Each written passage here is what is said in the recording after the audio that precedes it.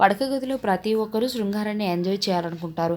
అయితే ఎప్పుడు ఎంజాయ్ చేసేవారు ఉన్నటువంటి డీలా పడిపోతారు.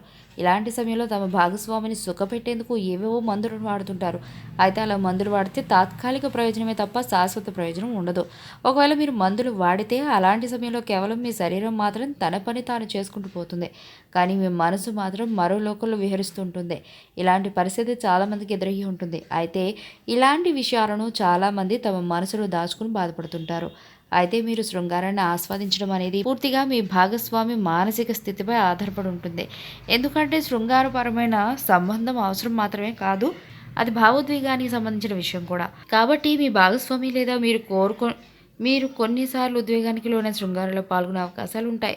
అయితే ఇలాంటి సమయంలో ఇద్దరిలో ఏ ఒక్కరూ సిద్ధంగా లేకపోయినా అనవసరమైన గొడవలు రావచ్చు. కాబట్టి మీరిద్దరూ పడక గదిలో బెడ్పై చేరినప్పుడు ఏ ఏ చిట్కాలు పాటించాలో తెలుసుకోండి. మీరిద్దరూ శృంగారాన్ని పూర్తిగా ఆస్వాదించండి. అనవసరంగా మందుల జోలికి వెళ్ళకండి. మీరు మీ భాగస్వామితో శారీరక సంబంధం పెట్టుకోవాలనుకున్న సమయంలో మీ భాగస్వామి అందుకు మానసికంగా సిద్ధంగా ఉండకపోవచ్చు. అలాంటి సమయంలో మీరు ముందుగా మీ భాగస్వామిని శృంగారంలో పాల్గొనేందుకు మానసికంగా సిద్ధం చేయాలి. సందర్భానికి అనుగుణంగా మీరు సెక్సీ దుస్తులను ధరించాలి. మీరు వాటితో మీ భాగస్వామిని ఎంత ఎక్కువగా ప్రేరేపిస్తే అంత మంచి ఫలితాలు వస్తాయి. పెళ్ళైన కొత్తలో భార్యాభర్తల సంబంధం బలపడటానికి అత్యంత ముఖ్యమైన పని శృంగారం. ఇది మీ ఇద్దరి మధ్య సాన్నిహిత్యాన్ని బాగా పెంచుతుంది. అయితే ఇలాంటి వాటికి ప్రారంభం నుండే దూరంగా ఉంటే మీ ఇద్దరి మధ్య బంధం అంతగా మంచిగా ఉండదు. ఇలాంటి సమయంలో మీరు బాధపడాల్సిన అవసరం లేదు. ఇలాంటి సమయంలో మీరు కొంచెం కొత్తగా ప్రయత్నించాలి. మీరు మీ ప్రవర్తన మరియు జోకులు వంటివి చెప్పడం వల్ల మీ ఇద్దరి మధ్య సన్నిహితం పెరిగే అవకాశం ఉంది. ఈ సమయంలో మీ భాగస్వామి లైంగిక ఆసక్తి చూపే అవకాశం ఉంది. శృంగారంలో పాల్గొనే ప్రతి ఒక్కరూ ముందుగా సిగ్గు బిడియాన్ని వదిలేయాలి. మీరిద్దరూ ఒకరికొకరు శారీరకంగా దగ్గరైనప్పుడే శృంగార క్షణాలను ఆస్వాదించవచ్చు. పడక గదిలో వెళ్ళిన తర్వాత మీరు సిగ్గుపడ్డం లేదా కలయిక పట్ల అయిష్టత చూపితే అలాంటి పనులు మీ భాగస్వామి ఉత్సాహాన్ని నీరుగారుస్తాయి. మీరు ఒకసారి వైల్డ్ సెక్స్ కూడా ప్రయత్నించవచ్చు. ఇలాంటివి మీ ఇద్దరి మధ్య మంచి థ్రిల్లింగ్గా ఉంటుంది.